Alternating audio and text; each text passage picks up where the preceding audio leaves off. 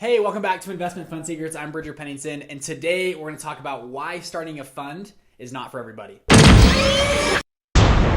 Recently, I had somebody and a couple people ask me this, Preston. Bridger, do you really expect average people to come off the street and really start a fund? No, I don't at all. Starting a fund is not for everybody. Starting a fund is like a big deal. And that's why there's so much content to create for this, because it is a huge deal to go out and launch a fund. I believe launching a fund should be maybe your second or third business that you've launched. You should learn business principles in entrepreneurship in other places before you come and launch a fund. So this episode's a little bit of a rant, but no, I don't expect the average person to come off the street and start a fund. Not at all. Managing money is a big deal. But I think a lot of people have misconceptions on what they need to start a fund and what they don't need to start a fund. And so I want to walk you through a few of my just short list of things that you need and don't need. So things that you don't need, let's start there. You do not need a Harvard degree to start a fund. You don't need to work on Wall Street for 20 years to start a fund. You don't need some magical pedigree with, whatever network to start a fund. You don't need amazing, pedigree of your father and grandfather were the Vanderbilts. You don't need any of that. Okay? That's a misconception that a lot of people have. Regular people that are smart and savvy and go through this next list can start funds. So the things that you do need though to start funds are this. This is my short list. So you need to be, first off, good at managing money. If you're going to be a professional money manager, you should be good at managing your own personal finances, right?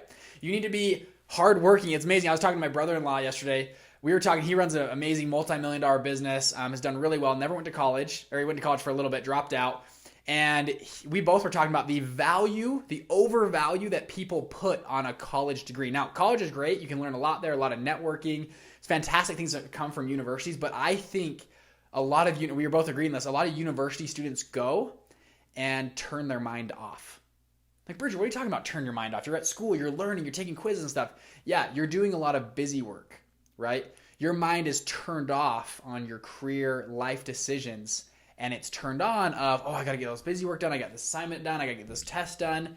And it's just busy work to fill your days with sometimes mindless things. If you've been to college, university, you know what I'm talking about. Sometimes mindless stuff of just memorizing facts and statistics and things that you're never going to use in life to spit out on a test. And you're filling your mind. You're not thinking about, hey, what am I going to do when I graduate? What am I going to do in the next 10 years, 20 years of my life and career? How am I going to manage my personal investments and finances, right? A lot of those questions leave your mind when you're at college. And it's a sad thing that happens at our college universities is, people are busy. They think being busy is being productive, and it's not that way. And for a lot of people, like I was talking to my brother-in-law, for him, it was just too much mindlessness. He had so much focus and could work hard. Said, this isn't for me. And he stepped out of school and launched a multi-million-dollar business. Has done super well. Anyways, working hard is crucial. And he talks about this all the time. He's like, it's very rare. I thought it was just common because I was this way. It's very rare to find someone that's actually willing to wake up and grind for a year without a paycheck. That's hard. That's hard work. When people talk about, hard work, like, okay, digging ditches is hard work, but waking up every day at 6 a.m. and working 12 hours a day for a year without a paycheck, that is hard work. And a lot of people are not willing to do that to start their own business. They're not willing to invest, $2,000 or $5,000 or even $10,000 on themselves, but they'll invest $80,000 on a mindless degree for a piece of paper that just kept them busy during probably could be the most productive years of your life, right? You don't have kids, you don't have a spouse, right? Usually in college, you have time to go launch businesses and take risks, right? That's what we were talking about last night. And that's very few people actually we've found that are willing to put in the work. So if you, first off, good at managing money, hard worker, I put on there negotiation skills. You're able to build systems and manage teams. If you're able to find amazing partners and work with those partners well, and if you have an amazing investment strategy, those are the things you need to start a fund. You don't need to work on Wall Street. You don't need to go to Harvard, but you do need to be able to build systems, manage teams, bring people together, be an organizer, be the system builder, have a great investment strategy coupled with that. And maybe you partner with somebody that has that. Those are things that you need to start a fund. We had a lady on our support. She asked us, Bridger, what kind of return can I expect from coming in your course? And we sell simple right now. It's a simple $47 course. And she said, what kind of return on my investment can I expect? And we just said, sorry, I just don't think this is for you.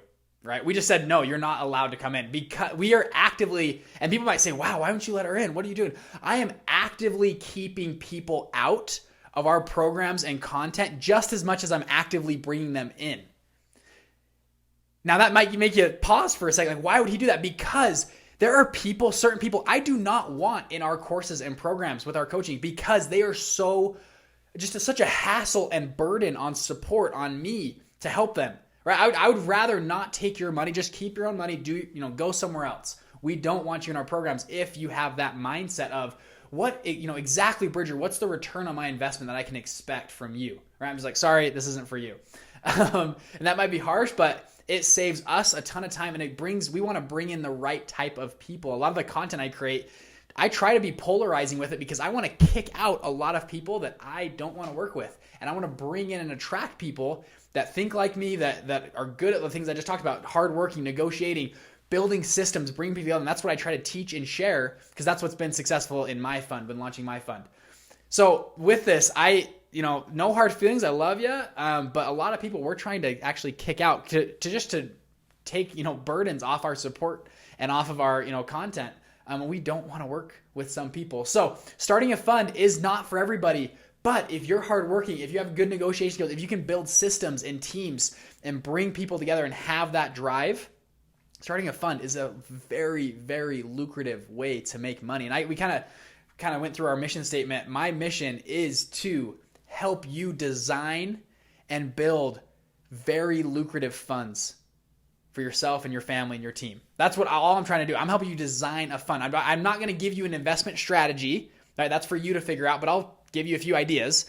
But I'm going to teach you how to raise money and build a fund. Those are the two things I'm focusing on all my content, to do that, to help you create a super lucrative fund.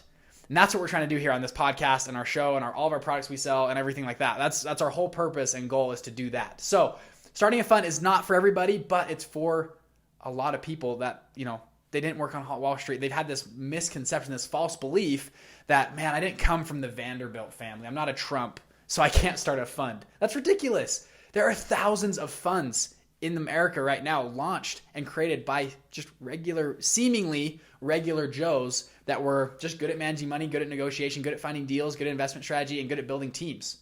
Right? That's it. And it's funny. I actually have a cool opportunity every week. I go and we have an entrepreneurship lecture series class we hold at a university, and I get to work with them. And we have these amazing entrepreneurs come, and they've either sold businesses for hundreds of millions of dollars, or they're currently running businesses that are worth hundreds of millions of dollars. And these guys come on, and I get to spend 5 hours with them every week. We talk. We have like a little pre-thing at the end. We talk, and we have like some food and stuff. And I get to meet these people and talk to them. And it's incredible just how much of just regular people they are, right? I think that's something that we often forget when we're pitching like limited partners that are going to be super big investors. They're just regular people. These are all regular people just trying to do, to support their family. They're trying to make some money. They're maybe trying to they have a few things they want to leave a legacy. Maybe they want to get some fame. Maybe they just want to make more money, whatever it is. But they're just regular people like all of us, right?